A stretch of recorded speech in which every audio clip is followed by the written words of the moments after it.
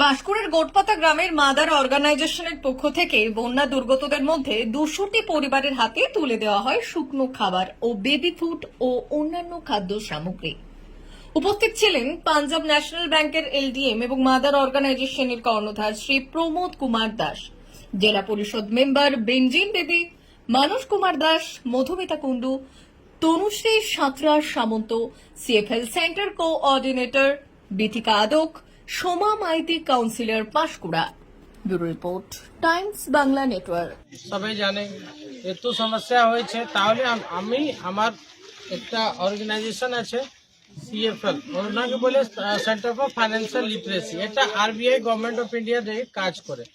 কিসে কাজ করে কি আপনার ডিস্ট্রিক্টে অনেক লোক জানে না কি টাকা পয়সা কিভাবে ব্যবহার করা যায়, কিভাবে সেফ রাখা যায়, ব্যাংকে কিভাবে টাকা আমি রাখতে পারি, কি আমার কোনো ফ্রড না হয়ে যায়। এর জন্যগুলো একটা দিদি লোক কাজ করে আপনার ব্লকে, আপনার গ্রামে এসে একটা মিটিং করে। মিটিং করার পরে উনি একটা ছোট ছোট গ্রুপকে ফাইন্যান্সিয়াল অ্যাওয়্যার করে কি আপনার পয়সা কিভাবে আপনি সুরক্ষা, আপনার নিজের সুরক্ষা, আপনার ফ্যামিলির সুরক্ষার জন্য ছোট ছোট স্কিমে কিভাবে আপনি টাকা রাখতে পারেন।